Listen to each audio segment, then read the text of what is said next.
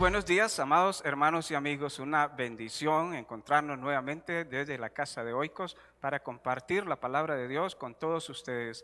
Les animamos para que sean parte de este ministerio a través de la oración. Puedes tomar un tiempo cada día para dedicar a conversar con Dios sobre nuestro ministerio.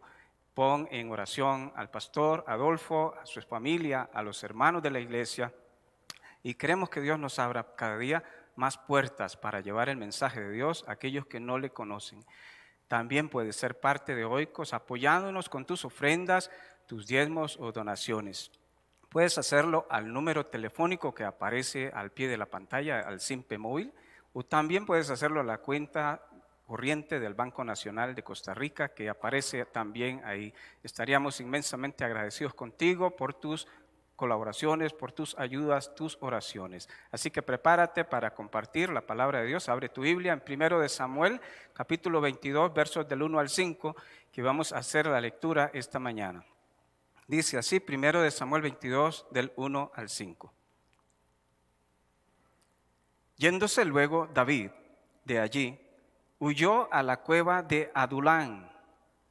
Y cuando sus hermanos y toda la casa de su padre lo supieron, vinieron allí a él y se juntaron con él todos los afligidos y todo el que estaba endeudado y todos los que se hallaban en amargura de espíritu.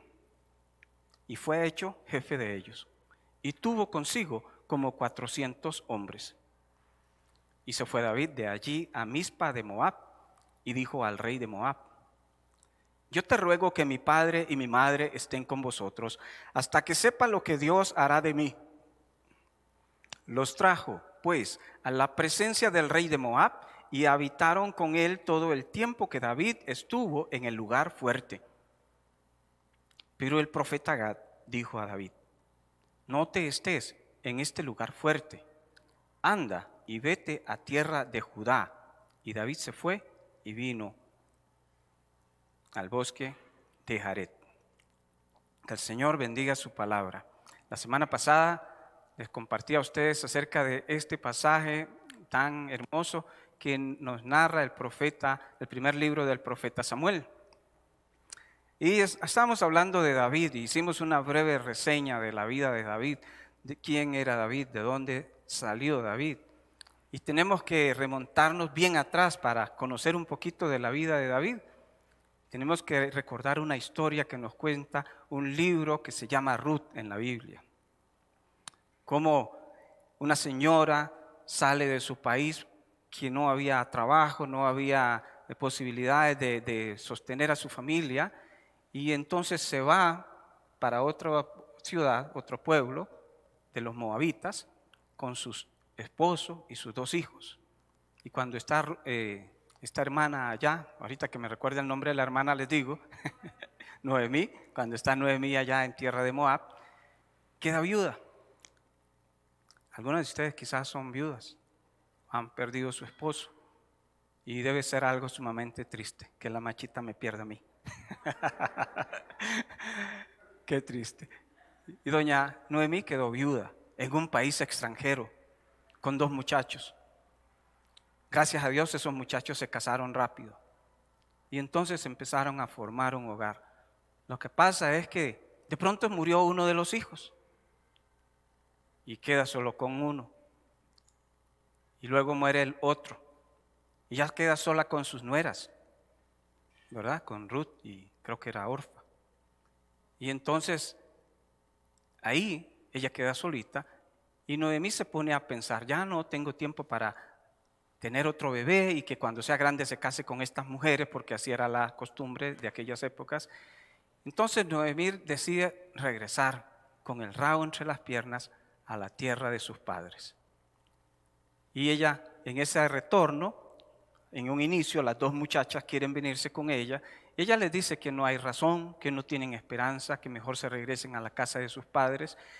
Y una de ellas se regresa a la casa de sus papás. Pero la otra le dice: no, Noemí, yo estaré donde usted esté. Su Dios será mi Dios y tu pueblo será mi pueblo. Así es que no me pida que la deje, porque yo voy a ir con usted hasta el final donde usted esté.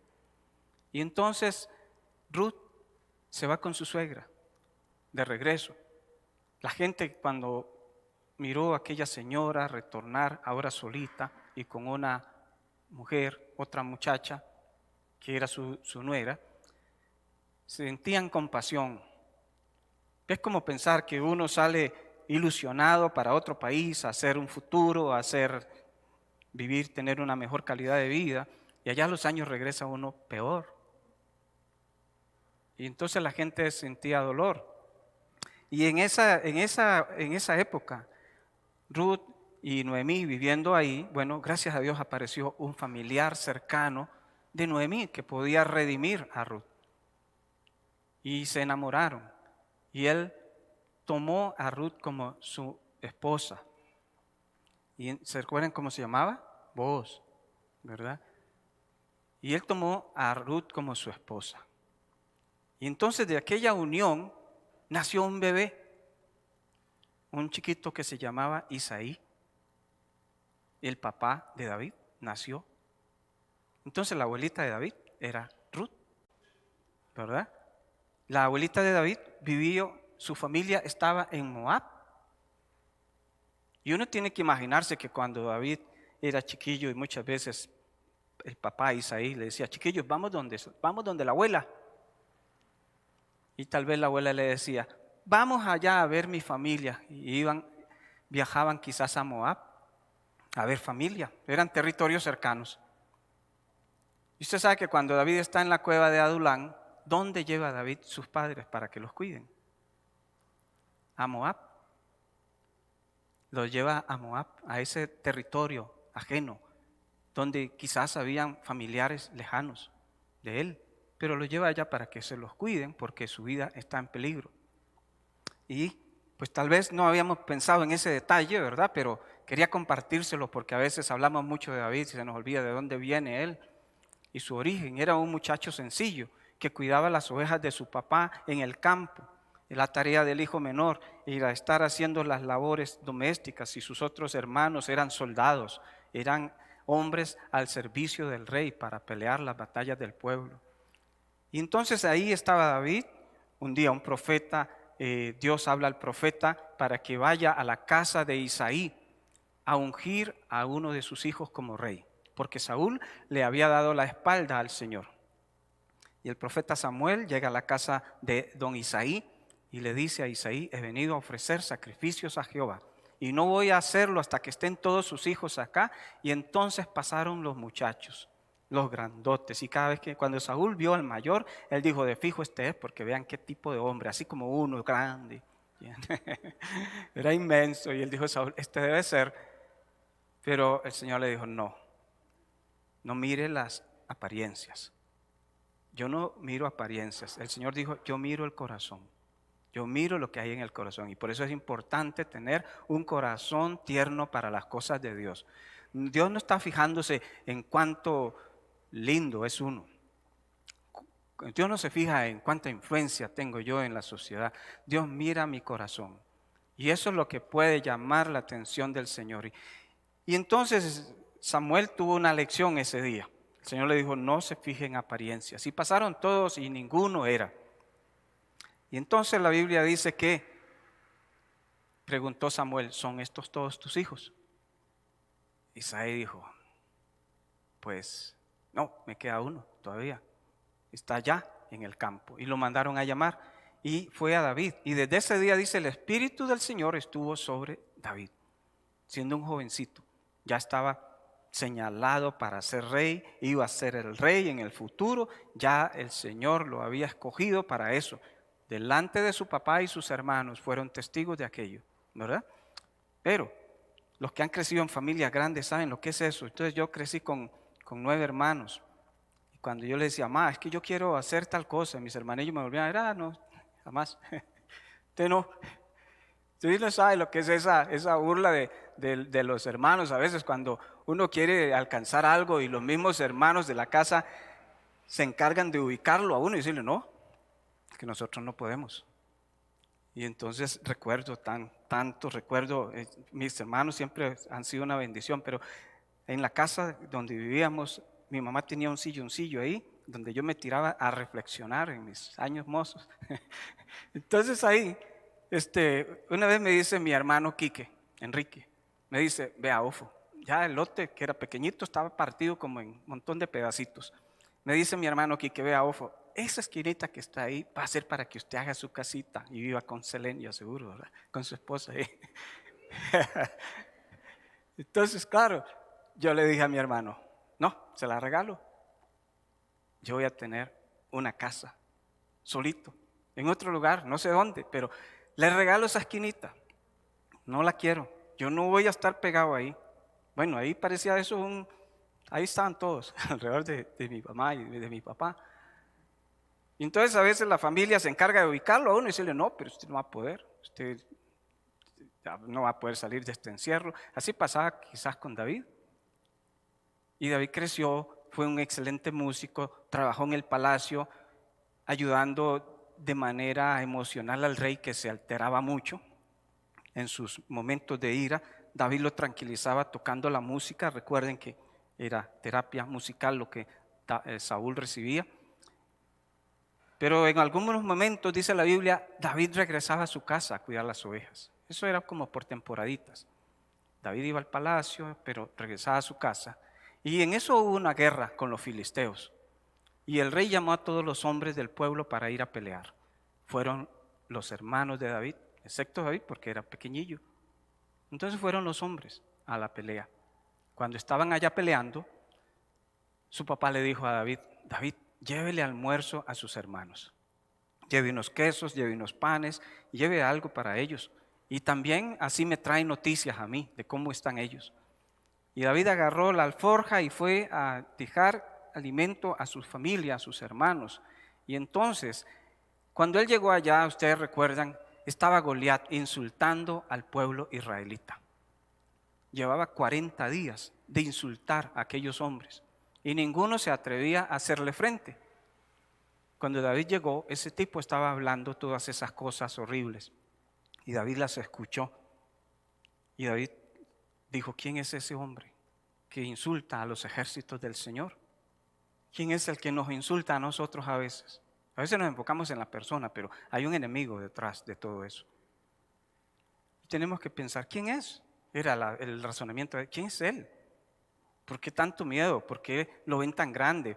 ¿Por qué lo ven tan poderoso? ¿Por qué se asustan? Su hermano se enojó cuando él empezó en esa preguntadera, porque David dijo, yo lo mato, si nadie quiere, yo lo mato. Yo he matado leones, yo he defendido las ovejas, yo sé lo que es pelear, y si nadie quiere, yo lo hago.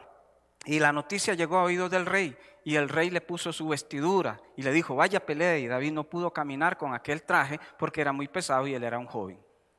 Y David dijo, no, yo no sé pelear con esas armas que el mundo me da. No podemos pelear contra un enemigo con las armas del mundo. Tenemos otras armas, dice Pablo en Corintios. Nuestras armas son poderosas en Dios para derribar fortalezas y todo lo que se levante en contra de Dios. Y David dijo, yo no puedo pelear con lo que acostumbra a la gente a pelear. Yo necesito pelear con las armas que Dios me da. Y entonces David juntó 3 piedritas y su honda y fue y enfrentó a aquel gigante y lo mató con la piedra y le cortó la cabeza. El rey preguntó, ¿quién es ese muchacho? Y ya le dijeron, es el hijo de Isaí. Vayan, tráiganlo. Y desde ese día David regresó al palacio y empezó a salir con los soldados del rey Saúl. Y donde quiera que David iba, sus victorias eran seguras. Regresaba victorioso. Siempre regresaba victorioso y el nombre de David empezó a circular en todo el pueblo. La gente empezó a conocer a David. Y ese día cuando David venía llegando a la ciudad, les decía la semana pasada, todas las hermanas de la femenil se habían reunido para darle la bienvenida a los hombres y las hermanas cantaban de felices, estaban cantando. Saúl mató a sus miles y David a sus 10,000. Linda letra, dijo Saúl. Nada más falta que le den el reino. Y desde ese día se enojó Saúl con David. Tal vez no se lo expresó de frente, pero en su corazón él se molestó tanto que empezó a guardar distancia con David. a alejarlo de él. Lo que pasa es que el favor de Dios estaba con David. Y donde David iba, David triunfaba y más famoso se hacía. Y el rey lo quería tener más lejos, pero David crecía más y crecía más. Y entonces el rey dijo, la única manera es matándolo. Voy a decirle que le voy a dar a mi hija, pero que necesito 100 prepucios de filisteos. Que no sea mi mano contra él, sino que sea la mano de mis enemigos. Y David no le trajo 100, le trajo 200. Y no le dio a la huila. Qué ingrato. Hasta después le dio a la otra hija. La historia es que Saúl empezó a perseguir a David, a perseguirlo para matarlo. Abiertamente dijo que lo quería asesinar y a todos sus soldados les dio órdenes de matarlo donde quiera que lo mirasen. Y David tuvo de un pronto a otro, después de vivir en palacio, después de comer rico, después de tener un buen salario, después de tener todas las comodidades, porque el rey le había dicho que el que mataba a Goliat lo eximía de impuestos. Ya su familia no tenía que pagar impuestos. Había una serie de favores que él había recibido, pero de un día para otro perdió todo. Ya no tenía un trabajo, ya no tenía un salario, ya no tenía un lugar bonito donde vivir, no tenía nada. Y no podía regresarse a su casa porque ponía en peligro a su familia. Y qué triste, hermanos, debe ser de un momento a otro perder todas las cosas. Gracias a Dios no nos ha pasado. Pero de pronto uno escucha en la noticia gente que se les quema la casa y se perdieron todo, era lo único que tenían. Y qué triste es eso. Personas que tienen un día todo a su favor, pero en un momento las cosas cambian y ya no tenemos nada. Ya aquella seguridad que tuvimos en algún momento ya no está. Y eso pasó con David.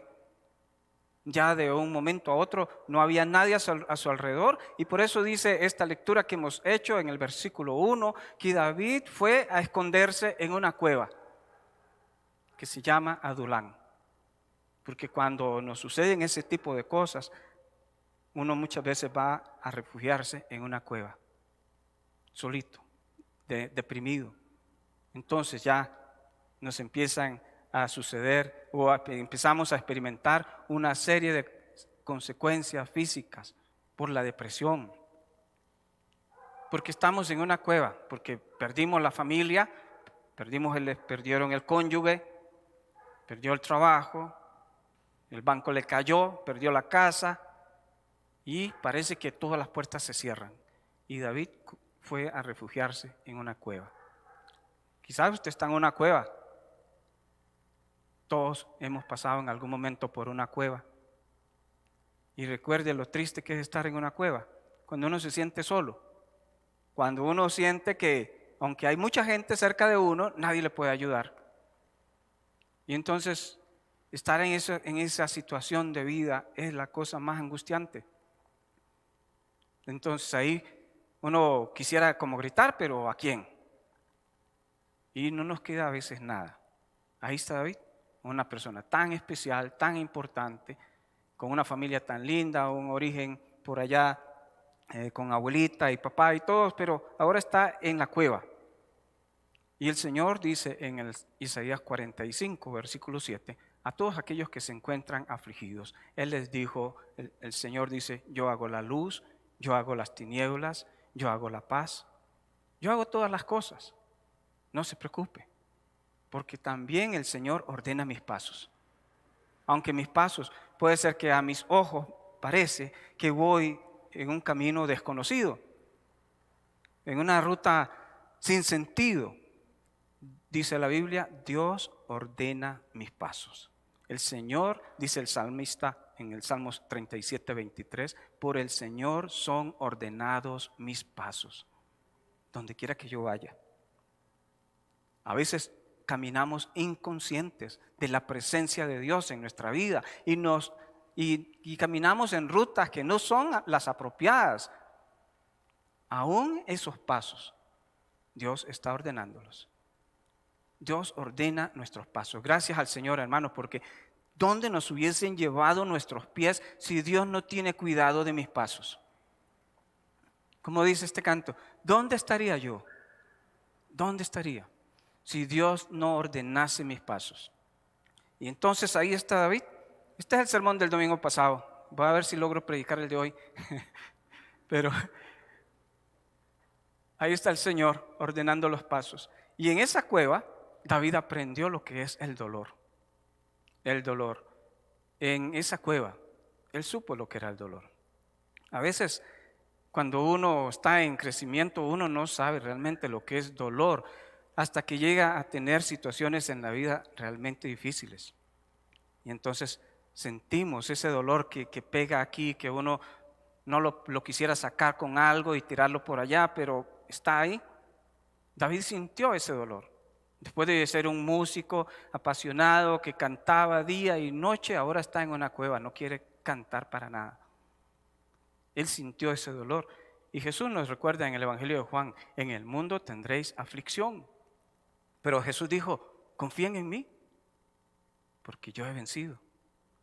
Y es que en algún momento, si usted no ha pasado por alguna cueva, en algún momento es posible que llegue a una cueva de esas, que se encuentre en una situación de esas tristes, dolorosas, donde nos damos cuenta de la inmensa soledad que a veces uno experimenta en la vida.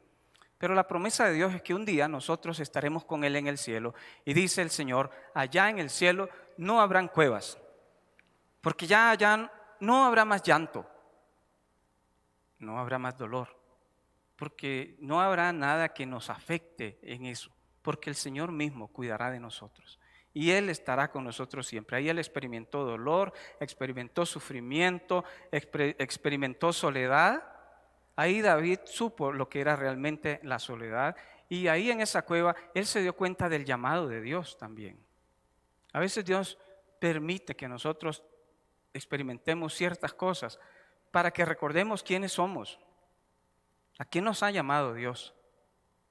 No es que el Señor está inconsciente de lo que nos está pasando, es que Dios permite. Eso es la voluntad permisiva de Dios. Él permite muchas cosas en mi vida, no para lastimarme, ni castigarme, ni herirme, sino para enseñarme una lección.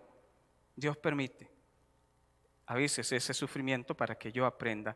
Y David debía de aprender a no depender de su fuerza.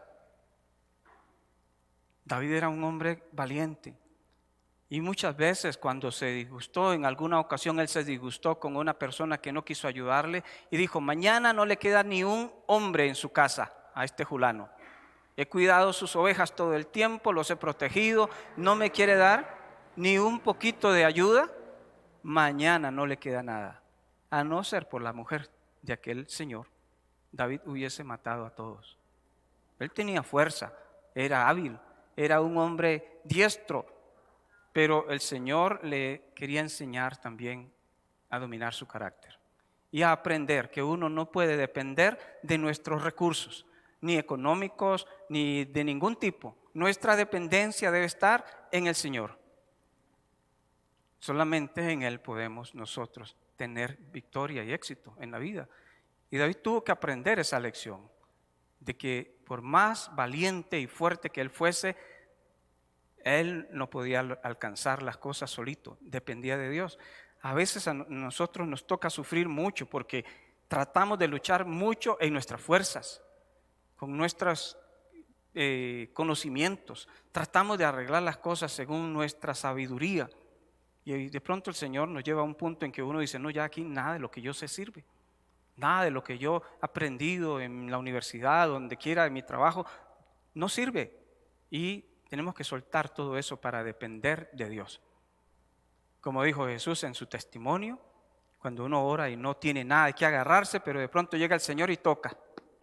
Tome, aquí está lo que usted necesita. Así David tuvo que aprender esa lección y aprender del compromiso que él tenía.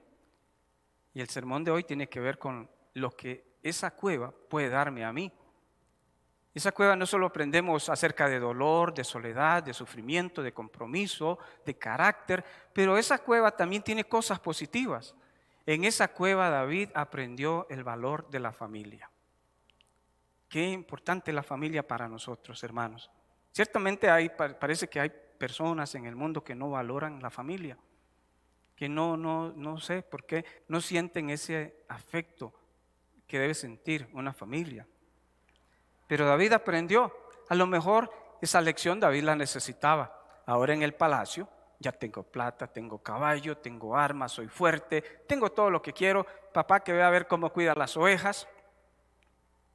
Y a lo mejor David necesitaba aprender acerca del valor de la familia. Aun cuando a veces los jóvenes se preparan y estudian y logran superar las estrecheces de sus padres, nunca podemos olvidar de dónde venimos, de dónde salimos. Tal vez a David se le olvidó. Luego en un salmo él dice, tú me tomaste de detrás de las ovejas. Pero no se nos puede olvidar que, como dijeron en la vigilia, ¿quién cogió café? No se me puede olvidar que tuve que ir a coger café con un canasto, no del percolador, como dijeron por ahí. No se nos puede olvidar nuestro origen humilde. Si Dios hoy nos ha bendecido, si Dios hoy nos ha dado una posición de privilegio, un lugar hermoso en la sociedad, en la comunidad donde estamos, nunca se nos debe de olvidar de dónde venimos nosotros. La sencillez de nuestros padres, la estrechez en la que vivimos cuando fuimos niños y la forma como Dios ha ordenado mis pasos para tenerme hoy hasta este punto, en este lugar, con lo que Dios me ha provisto. Nunca se nos debe olvidar. Pero ahí en la cueva, David entendió. ¿Quiénes fueron los primeros que llegaron a la cueva? Dice el versículo 1. Huyó a la cueva de Adulán y cuando sus hermanos y la casa de su padre. Sus hermanos y la casa de su padre. Qué lindo, ¿verdad? Uno entre más viejo se va haciendo, más va apreciando a los hermanos, a la casa de papá y de mamá.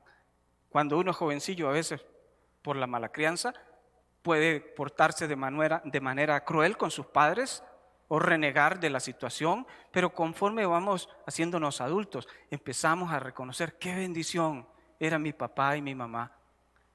Qué linda era aquella casa, tan humilde, pero tan calientita, el calor de los hermanos, de los padres.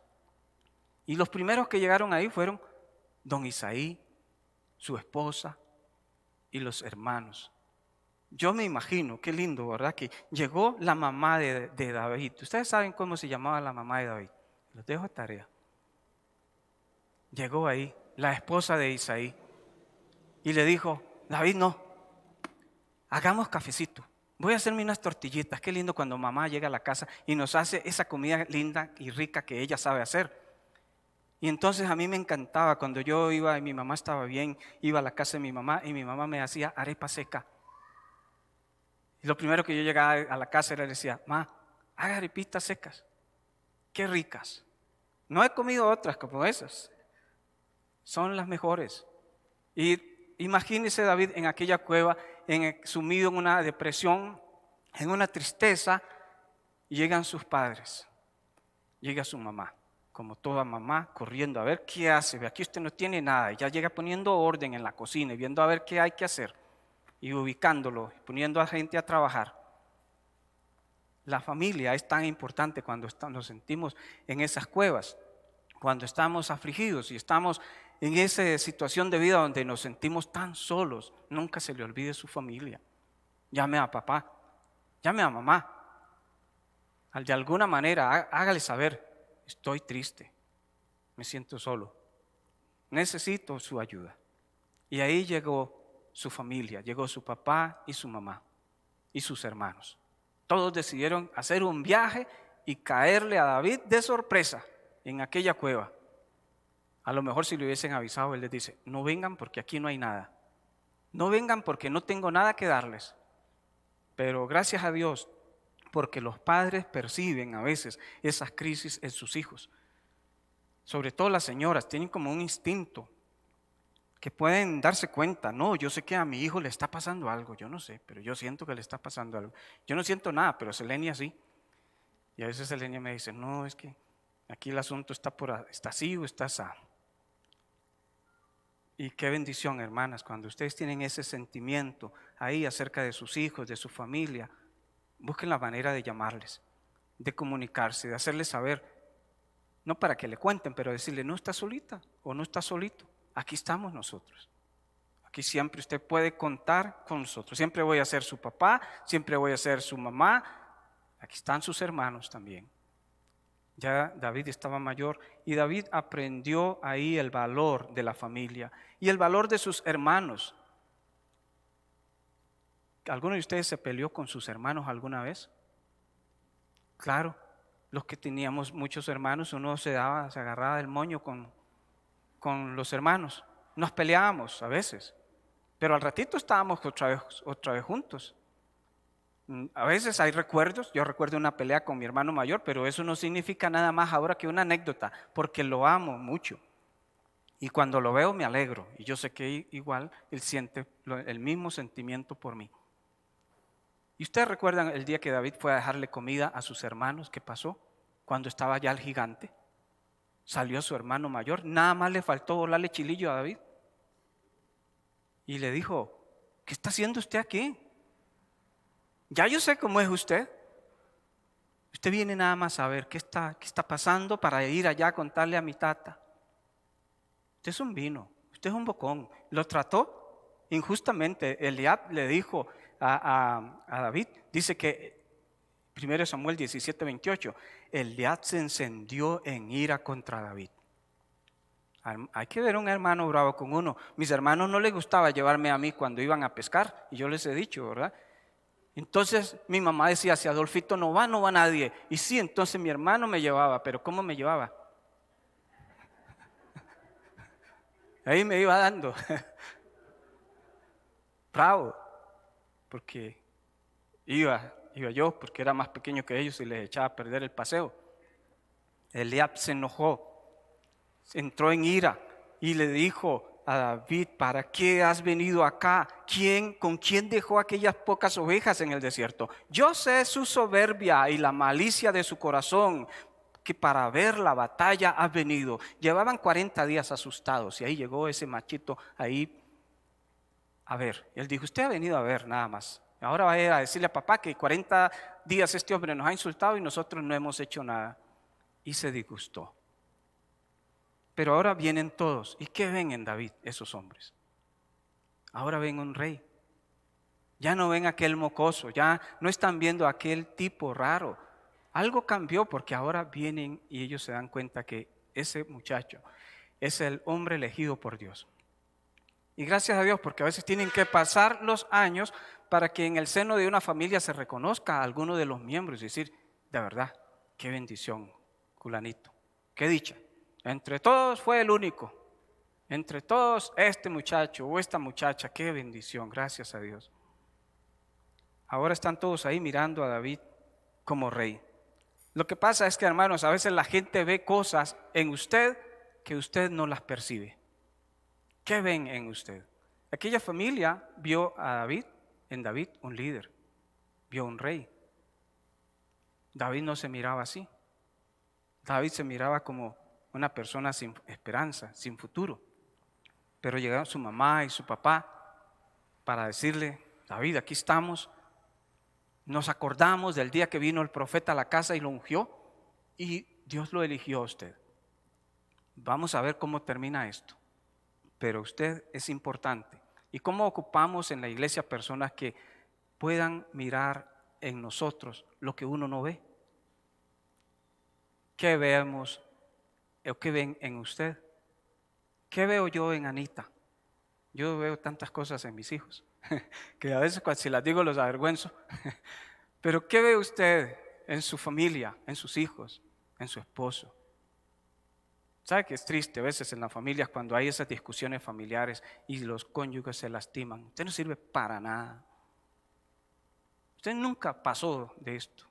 Nunca alcanzó nada. Y esas peleas son hirientes, ofensivas. Es de la familia donde uno debería esperar que alguien le diga, no, usted es brillante. Usted va a hacer algo especial. Usted debe ser lo máximo. Aun cuando por dentro estén pensando, hay que andarlo de cerquita. Que tenemos que motivar y animar y ver en las personas cosas valiosas. Cuando Jesús miraba a las multitudes, que las miraba como ovejas sin pastor, Jesús miraba en cada persona un gran siervo. un gran obrero. Y necesitamos aprender a ver en las personas cosas buenas. ¿Quiénes se juntaron con David ese día? Dice que se juntaron con David, además de su papá y su mamá, dice el versículo 2, los afligidos. Otra versión dice, las personas que estaban en apuros. Linda compañía. Yo quiero que se acerquen a mí los que están solventes, porque si en algún momento yo tengo una necesidad, nada más los vuelvo a ver y le digo, me echa una manita. Pero se acercaron los que estaban en apuros. Cuando era niño vivimos unos 3 años en Guanacaste, en Liberia, y éramos tan pobres, ustedes no tienen idea la pobreza en la que vivíamos.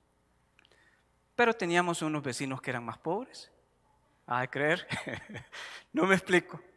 Pero eran tan pobres ellos que yo recuerdo que en nuestra pobreza aquellos vecinos a veces venían a mi casa para decirle a mi mamá que le prestara una cucharadita de manteca. ¿Recuerdan la manteca que le vendían? Una peseta de manteca, le echaban un papel, se la envolvían y se la daban? Que les prestara una pelotita de manteca. Y yo no sé, Dios proveía para ambos. Pero ¿sabe que a David se le acercaron la gente que estaba en apuros? ¿Y cómo estaba David? ¿Tenía algo? No tenía nada. O sea, los afligidos. Todo el que estaba endeudado se le arrimó a David. Todo el que debía plata, el que estaba con préstamos, con problemas económicos, se le acercó a él. Y dice que todos los que estaban amargos de espíritu, o sea, gente que no sentía ningún valor propio, amargados. Todo, usted ha visto gente amargada que uno le dice algo y todo de una vez le contestan bravos, ¿sí? Molestos, amargados. Se juntaron a David, llegaron su papá, su mamá y llegaron estas personas. ¿Qué nos enseña esa cueva a nosotros cuando se nos empiezan a acercar un tipo de gente que no es lo acostumbrado a nosotros?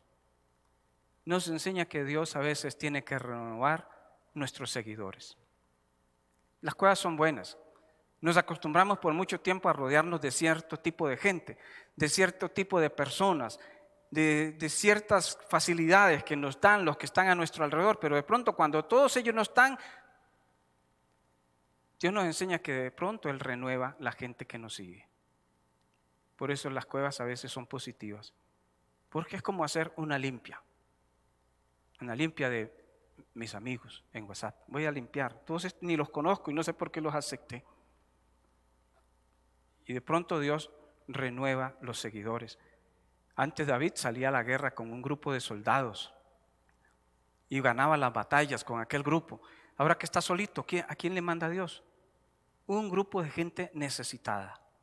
Un grupo de gente que no miraba en sí nada, en apuros, endeudados, descontentos. David, estoy yo completamente seguro que así como se miraba él, miraba a aquella gente. No valemos nada. Y entonces en ese momento el Señor le da una lección a David. Y es que es en los momentos de esas pruebas cuando el Señor nos ayuda a renovar el enfoque. Las pruebas, las cuevas, no solamente nos ayudan a renovar la gente que está a nuestro alrededor. De pronto tenemos que marcar la distancia con los que siempre estuvimos. De pronto tendremos que cambiar toda la gente con la que nos rodeamos. Pero nos ayuda a enfocarnos nuevamente en las cosas. Y es triste, hermanos, dejar las personas con las que siempre nos hemos rodeado, porque formamos lazos de amistad fuertes. Tanto tiempo rodeado uno de tanta gente linda y de pronto el Señor nos lleva a una cueva y nos muestra que tenemos que hacer un alto, porque hay un nuevo grupo de personas necesitadas de nosotros.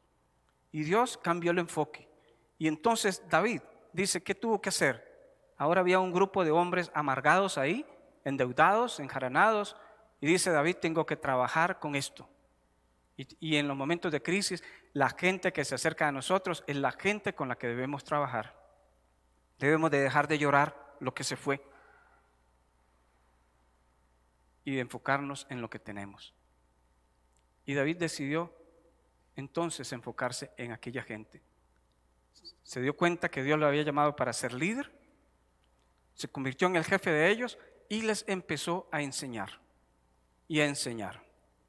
era gente que no sabía nada, pero David les empezó a enseñar. Y cuando usted lee el libro de Samuel, en el capítulo 23, del verso 8 al 39, segundo de Samuel, es un pasaje extenso, pero dice segundo de Samuel 23, 8.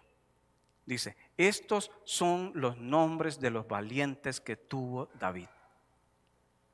Cuando llegaron a donde David, a la cueva de Adulán, no servían para nada. Era gente angustiada, en apuros. Pero después de un proceso, David les enseñó y se convirtieron en hombres ¿qué? Valientes. 37 hombres valientes. Y la Biblia menciona a ellos y nos dice, este fulano se peleó con todo un montón de gente y a todos los venció con un palo. Este otro fulano, y de entre esos 37 habían 3 que eran súper valientes, dice el profeta Samuel. Y entre esos valientes me llamó la atención que había uno que a veces que David lo lastimó.